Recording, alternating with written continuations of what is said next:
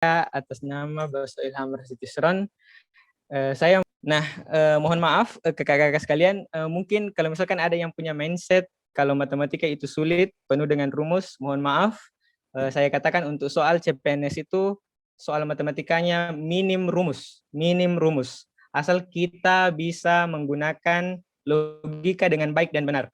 Kita tempatkan logikanya dan jangan mengikuti arahan dari perintah yang mengecoh kakak-kakak sekalian. Nah, contohnya di sini, kalau kakak-kakak sekalian, ini salah satu soal, ini adalah sebuah perbandingan, tapi kalau misalkan kakak-kakak paham cara kerjanya ini, mohon maaf, kakak tidak butuh waktu 2 detik. Kakak tidak butuh waktu 2 detik untuk menjawab soal ini. Kenapa? Karena kalau kita tahu arah cara pengerjaannya, itu cara pengerjaannya tidak sesuai dengan urutan. Kalau orang kan kerja dari soal, setelah soal cari di opsi.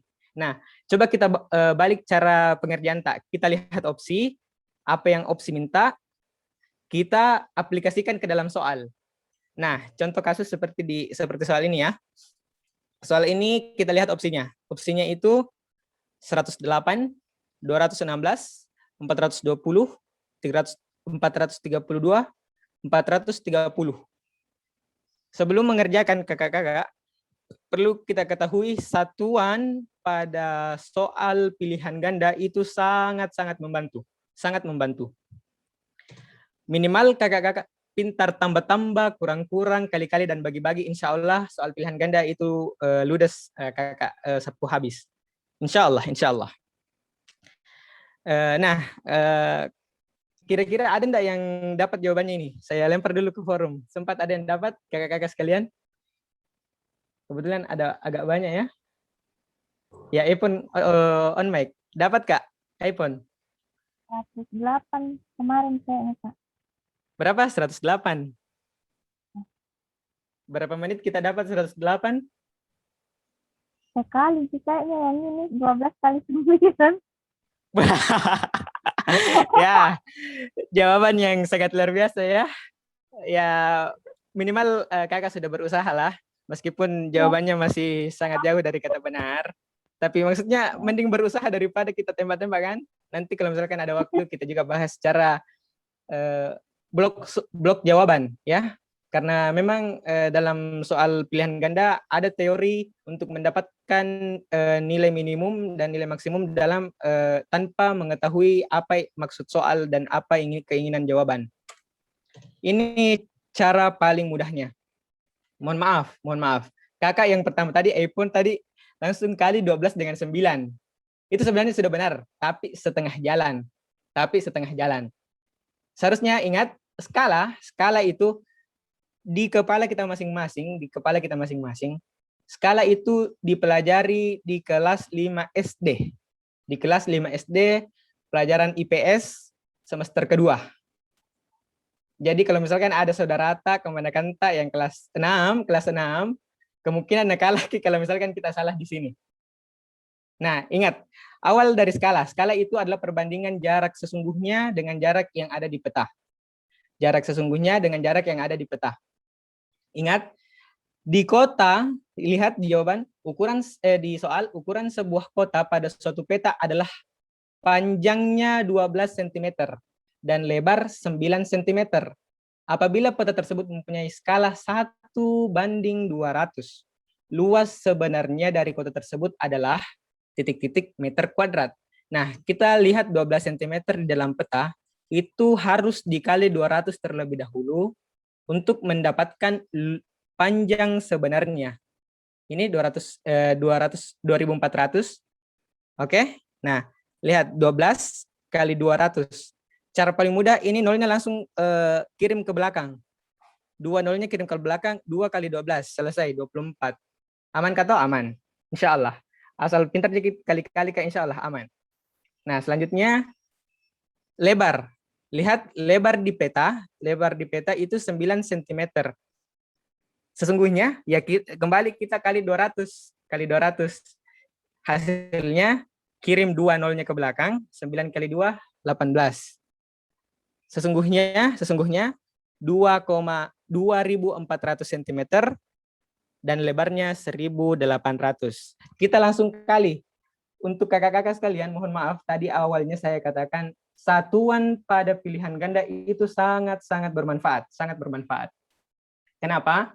Ini kalau kita mau kali ini semuanya, 24 kali 18, butuh waktu hampir 1 menit untuk selesai. Tapi kalau kita tahu inti dari perkalian untuk pilihan ganda, itu ada di satuannya. Kebetulan di soal satuannya itu beraneka ragam, hanya ada 0 yang memiliki kembaran. Nah, coba kita lihat. Kalau 24 kan untuk luas, kita tinggal panjang kali lebar. Aman, selesai. 24 dikali 18.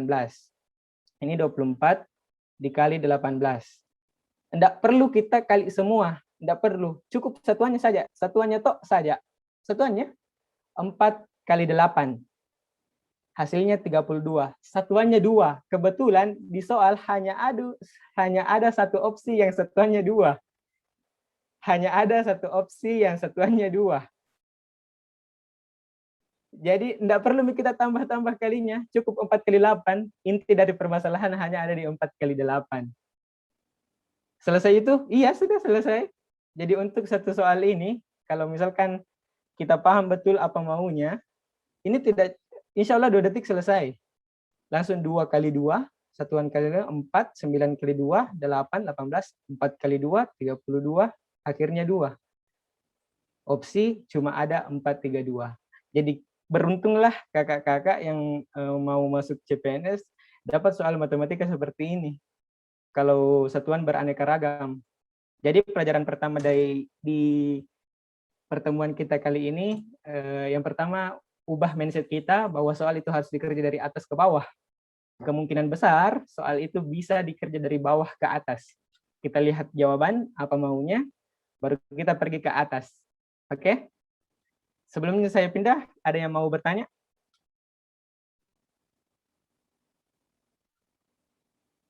Oke, ada yang mau bertanya teman-teman? Udah Oh, atau bagaimana kan nanti di 10 soal pertama baru bertanya, Di? Bisa. Oke, saya lanjut lagi ya. Jadi ini sedikit catatan bahwa soal yang panjang belum tentu jawabannya juga panjang. Itulah Indonesia ya. Ya, lanjut ke soal selanjutnya. Saya sedikit lompat-lompat ya, karena saya takutnya nanti kalau misalkan saya bahas berurutan, ada soal yang tidak terbahas. Nah, ini lagi. Ini perbandingan. Kalau misalkan kakak-kakak juga menggunakan logika sedikit lebih kuat lagi, sedikit saja. Insya Allah ini selesai, ya asal kakak berani menggambar. Betulan, kakak berani menggambar. Karena setelah kakak berani menggambar, insya Allah langsung dapat hasilnya. Sebuah mesin, ya, soalnya sebuah mesin dapat memotong sejenis kayu dalam waktu 6 menit. Jadi mesin dapat memotong waktu 6 menit. Ya, cukup cepat.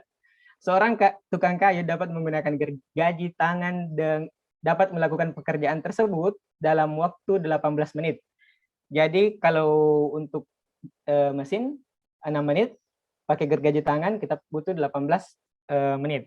Nah, masalah yang timbul, setelah 4 menit listrik padam dan kayu tersebut harus dipotong dengan gergaji tangan.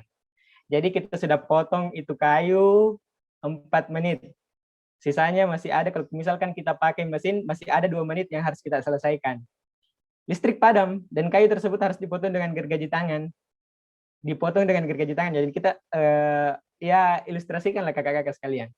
Berapa menit yang dapat diperlukan tukang kayu untuk menyelesaikan pemotongan kayu tersebut? Mohon maaf, saya katakan lagi, kita tidak perlu rumus kakak-kakak sekalian. Kita hanya perlu berani untuk menggambar.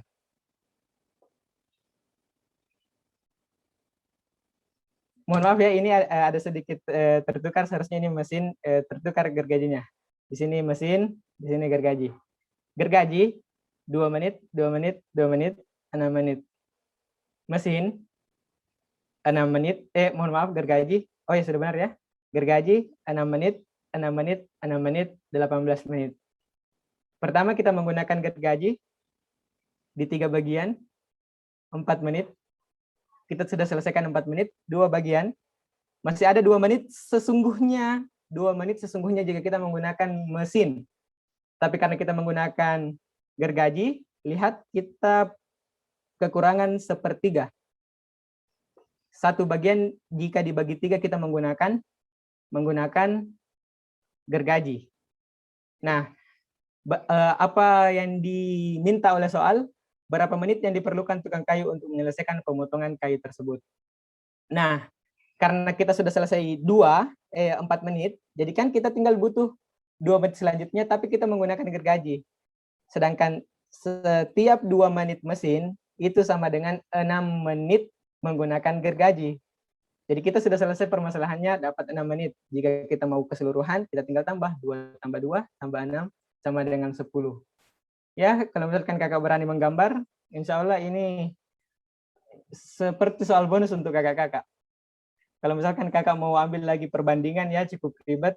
Dan mohon maaf kak, saya kemarin juga di Esensi Institut ini mengajarkan dalam bentuk perbandingan lurus dan perbandingan terbalik. Tapi saya kira untuk soal ini tidak perlu kakak-kakak pahami itu perbandingan lurus dan perbandingan terbalik. Karena cukup menggambar, it's okay, it's enough for make answer for discussions.